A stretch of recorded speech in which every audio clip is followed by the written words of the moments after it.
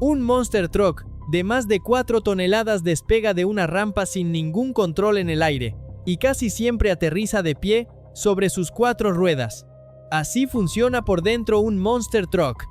La combinación exacta de peso, suspensión y neumáticos que le permite sobrevivir, salto tras salto, a un aterrizaje que debería destrozarlo. ¿Qué parte exacta del camión decide si ese peso lo hunde en el suelo o lo mantiene entero? Al final vas a entender qué sistema, escondido bajo la carrocería, es el que reparte ese impacto antes de que llegue al piloto. Cada salto empieza igual, mucho antes de que el camión toque la rampa. En los saltos de mayor distancia, el piloto necesita superar los 125 km/h en apenas unos cientos de metros de recta, porque la pista rara vez da más espacio para ganar velocidad. No hay margen para dudar a esa velocidad. Llegar un poco más lento significa quedarse corto en la rampa. Llegar un poco más rápido cambia el ángulo de caída más de lo que cualquier suspensión puede compensar. En el instante en que las ruedas delanteras dejan la rampa, el camión deja de ser un vehículo y se convierte en un proyectil de varias toneladas sin ningún control posible.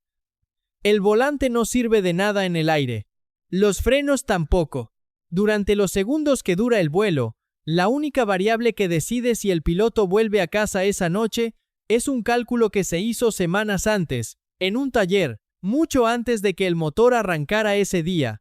Dentro de la cabina, el sonido del motor cambia de tono en cuanto las ruedas pierden contacto con el asfalto, sin resistencia contra el suelo, gira libre y se dispara de revoluciones en una fracción de segundo, así que el piloto tiene que cortar el acelerador en pleno vuelo solo para no destrozar el motor antes de aterrizar. Es una de esas señales que cualquier piloto experimentado reconoce de inmediato, el aviso de que está en el aire aunque no pueda calcular la altura exacta a la que se encuentra. El camión gira ligeramente en el aire, el morro se levanta por encima de la horizontal, y toda la energía acumulada en esas toneladas de metal no va a desaparecer sola cuando las ruedas vuelvan a tocar el suelo, va a ir a alguna parte. La pregunta que de verdad importa no es si el camión va a caer, eso es física básica, sino qué parte del vehículo recibe esa energía primero, el chasis, las piernas del piloto, o algo diseñado específicamente para absorberla antes de que llegue a cualquiera de los dos. La respuesta empieza por dentro, en una estructura que nunca se ve en televisión porque queda tapada por la carrocería de fibra de vidrio.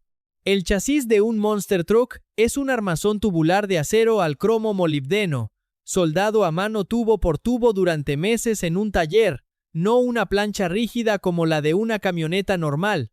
Esa diferencia importa. Una estructura tubular bien diseñada no busca ser inflexible, busca ceder un poco de forma controlada y devolver esa energía en vez de transmitirla entera al resto del vehículo.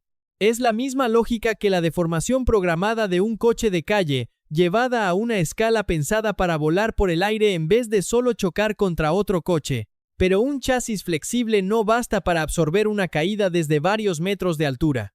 Ahí entra el sistema de suspensión. 4 brazos que conectan cada eje al armazón y en cada esquina, un amortiguador cargado con gas nitrógeno capaz de comprimirse hasta 76 centímetros, casi 30 pulgadas.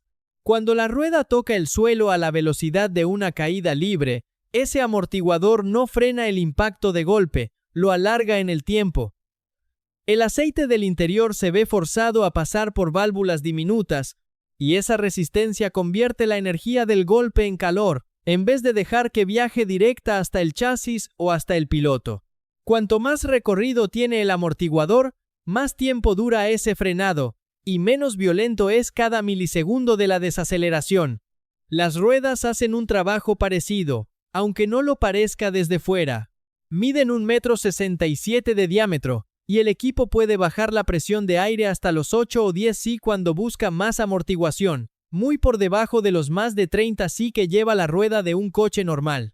Esa presión baja permite que la banda de rodadura se aplaste varios centímetros contra el asfalto en el instante del impacto, como un segundo colchón de aire entre la llanta y el suelo. Sin esa deformación calculada, todo el golpe que hoy absorben las ruedas y los amortiguadores llegaría directo al eje, y de ahí a la caja de cambios y al chasis, en fracciones de segundo, y luego está el piloto, sentado justo en el centro geométrico del chasis, no donde iría el asiento en una camioneta normal. Esa posición no es casualidad ni solo cuestión de visibilidad, aunque también ayuda a ver la pista.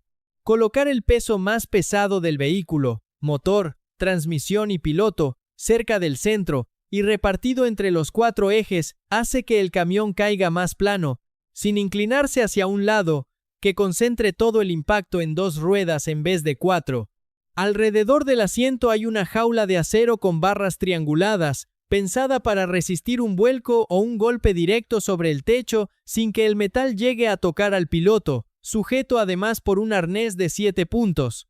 Si no sabías que la posición exacta del piloto dentro de un Monster Truck cambia cómo cae todo el vehículo, suscríbete al canal. Aquí desglosamos la ingeniería real detrás de las máquinas, que la mayoría solo ve pasar en un espectáculo. Y cuéntame en los comentarios qué otra máquina extrema te gustaría que explicáramos así de a fondo. Queda una pieza más, la que más engaña a simple vista. La carrocería de fibra de vidrio que le da forma al camión no aguanta nada de peso estructural, no sujeta el chasis ni protege al piloto. Está atornillada con pasadores de liberación rápida, pensada para desmontarse en menos de 2 minutos, y sobre todo, diseñada para hacerse pedazos pequeños en vez de abollarse como una lámina de metal. Cuando un aterrizaje duro revienta la carrocería y deja fragmentos esparcidos por la pista, eso no es la máquina fallando.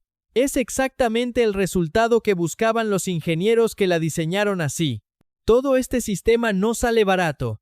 Un Monster Truck completo cuesta alrededor de $250,000.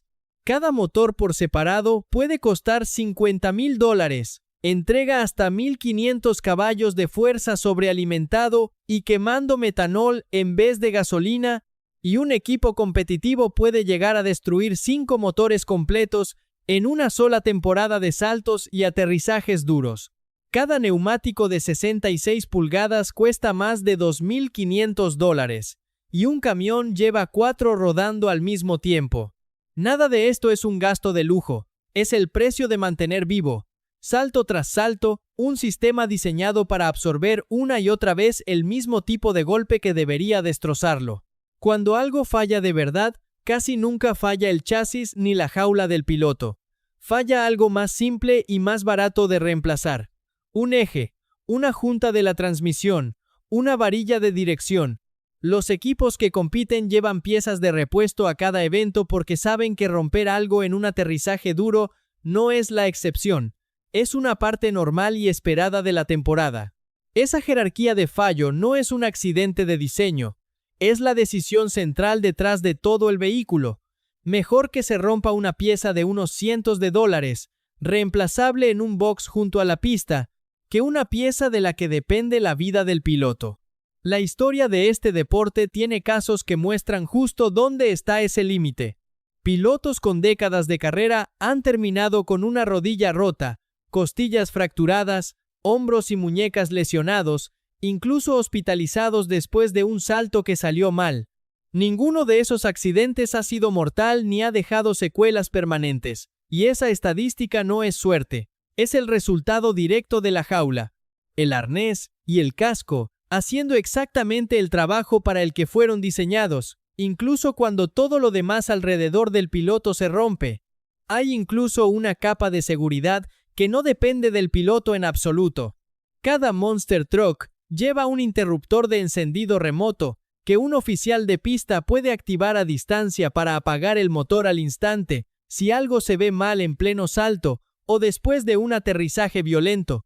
No es opcional, es un requisito para competir, y existe precisamente porque toda la ingeniería anterior, el chasis, la suspensión, las ruedas, puede absorber un golpe enorme, pero ninguna de esas piezas decide por sí sola cuándo detener la máquina. La prueba más extrema de que todo este sistema funciona a la vez es el récord mundial Guinness de salto en distancia, 72 metros. Con un camión de 4,5 toneladas que aterrizó rodando sobre sus propias ruedas, sin perder el control, ahí no falló nada. El chasis flexó sin ceder. Los amortiguadores se hundieron los 76 centímetros completos de su recorrido, y las ruedas absorbieron el resto del golpe antes de que llegara a cualquier otra parte del camión. El peso que al principio de este video parecía solo una cifra grande para impresionar ya no es eso. Ahora sabes que ese peso, bien repartido entre motor, piloto y ejes, es lo que mantiene a un Monster Truck pegado al suelo en vez de volcarlo, que los 76 centímetros de recorrido en cada amortiguador son los que deciden si el golpe de la caída llega o no hasta el chasis, y que la carrocería que se hace pedazos en cada aterrizaje duro no es una señal de fallo, es la pieza pensada para romperse primero y proteger todo lo que hay debajo. Nada de esto se nota mirando el salto desde las gradas. Lo único que ve el público es un camión de varias toneladas volando por el aire durante unos segundos y aterrizando entre una nube de polvo, como si la física no aplicara. Pero cada pieza bajo esa carrocería responde a un cálculo exacto, hecho meses antes en un taller, mucho antes de que el motor arrancara ese día en la pista. La ingeniería aquí no evita el golpe, lo reparte entre tantos sistemas que ninguno se lleva más de lo que puede aguantar. Si te interesa ver otra máquina diseñada para sobrevivir a una fuerza que debería destrozarla, tienes en el canal el video del coche blindado que se mete dentro de un tornado y sale entero.